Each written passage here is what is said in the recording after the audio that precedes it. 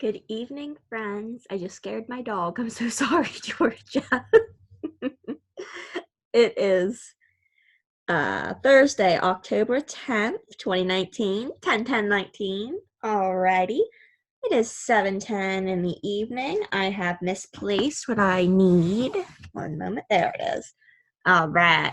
So we are going to read another fall story. This is called Grandma's Smile by Elaine Moore, and the pictures are by Dan Andreessen.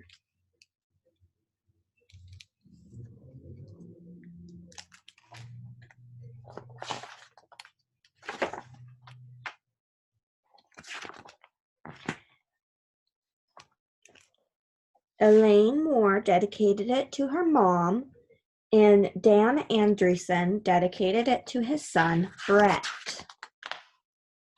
This is Grandma's Smile. Guess who, Grandma? I hope it's Kim, Grandma answers. I need her help to haul our last pumpkin to town. There's a jack-o'-lantern contest at the fall festival. Last summer, Grandma and I grew pumpkins in her garden. I weeded and hoed the little hills. I could hardly wait for the pumpkins to grow, but I never thought they would get this big. How will we get it there, I ask. That pumpkin is gigantic. I'll show you in a little while. First, we need to rake the leaves.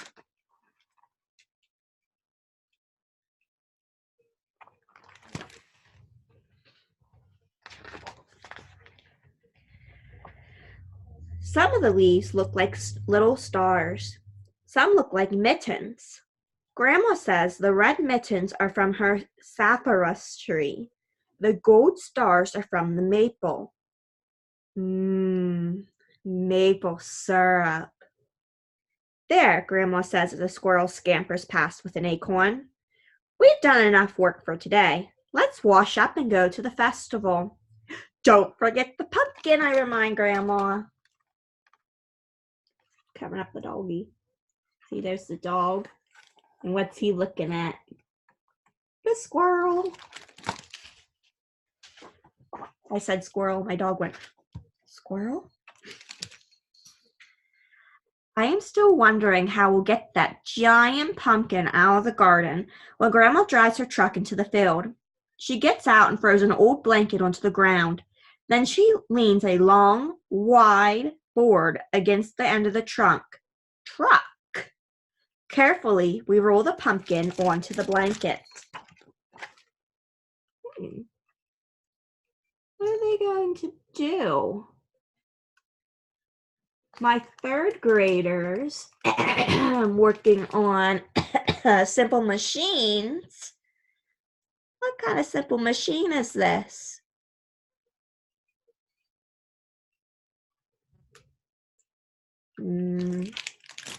I'd like to see some comments.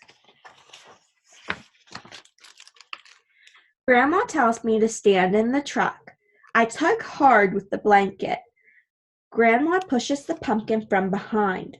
At last, with one great heave, it bounces into the truck.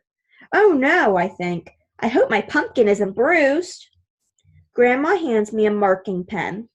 Write your name at the top, she says. Hooray, I shout. My pumpkin is going to the fall festival.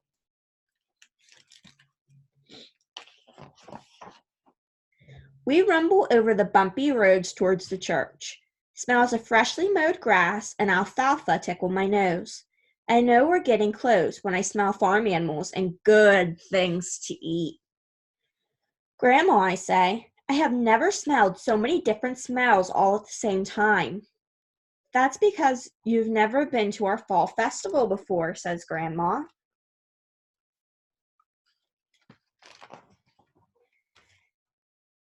Mr. Berg waves his cap to us as we park the truck beside a tent. We head for a group of ladies stirring something in a big black kettle over a fire. Grandma says they are making apple butter. Look at those kids over there, I shout, pulling Grandma's hand. I have never jumped in a haystack before. Then I look around and sniff. I stop tugging. Donuts and apple cider. apple cider. I could go for some warm apple cider right now. Grandma takes money out of her coin purse and gives it to me so I can pay the man. He sprinkles sugar on our donuts and pours the cider into paper cups. I blow on the steaming cider as we walk slowly toward the haystack. I can hardly wait to get there, but I don't want to spill even a tiny drop.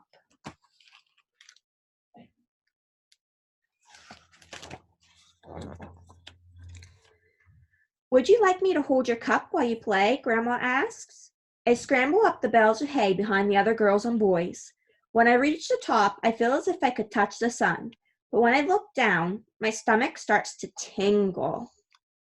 Do you ever get that nervous feeling? A little tingle maybe when you're at the top of the slide at the playground or you're on a roller coaster ride. Jump, the boy behind me calls. I spread my arms and hold my breath. Whoosh! I land on my back. I jump up and run to stand in line again.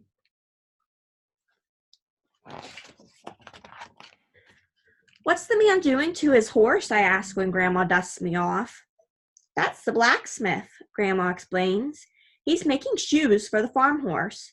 But Grandma, he's putting them on with a hammer. I am surprised to see the horse stand so still. Doesn't it hurt? No, those shoes will protect the horse from sharp stones just like your shoes protect yours. Can I have a ride when he's finished? I ask.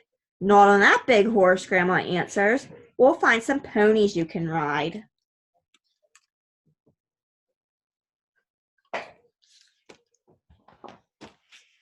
Ladies and gentlemen, boys and girls, a voice crackles over the loudspeakers.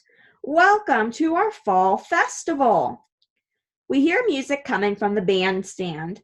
A lady wearing cowboy boots plays the fiddle. We clap our hands and tap our toes. Suddenly, Grandma swings me in a circle. We laugh and sing as we do-si-do with the other dancers. When we stop, I'm out of breath, but not Grandma.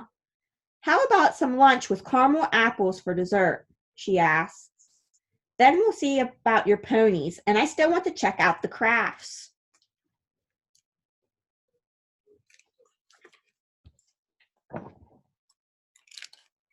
After my pony ride, Grandma and I take our time in the booths and tents. I see corn cob dolls and tiny boats made from walnuts. Grandma chats with the lady who is weaving a purple shawl. She gathered the wool from her lambs. They weren't purple lambs, she says. She tinted the wool with berry juice. The wool comes from sheep. And what color are sheep? Typically, they're an off-white. So to make wool colorful, you have to hand dye it. Later, we wander toward the pumpkin tent. Suddenly, I see the back of Grandma's truck is empty. What was on the back of Grandma's trunk? Grandma, our pumpkin is gone. Grandma pats my shoulder. Don't worry, Kim. I asked some friends to move it into the tent while you were playing in the haystack. Let's see if we can find the one that has your name on it. Thank goodness Grandma knows where the pumpkin is. Kim would be very upset. I don't need to see my name. I know my pumpkin. It's the biggest and the roundest. It's sitting on a table beside a thick black marker and a knife. I look at the shiny blade for a long time. I better not see any of you with a big blade. Knives are for grown-ups. Grandma, I don't want my pumpkin to be a jack-o'-lantern. Grandma squeezes my arm. Kim, it's time for your pumpkin to be something else. Bread and pies and toasted seeds for snacks. Not all the seeds. We'll save some to plant next year, won't we? Grandma puts her arms around me. Of course we will. But Grandma, I whisper, I still don't know what kind of face to draw. Grandma hands me the black marker. Why don't you draw your favorite kind of face, she says. At first, I am not sure. I look at Grandma. Suddenly, I know. I draw the face, then Grandma carves it. That sure is a big smile, she says. Why, this is probably the happiest jack-o'-lantern in the world. What face do you think Kim drew?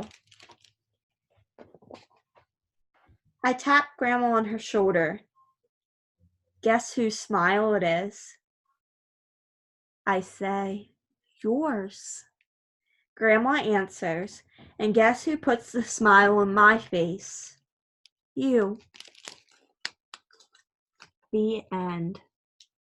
And that is One Happy Jack-o'-lantern.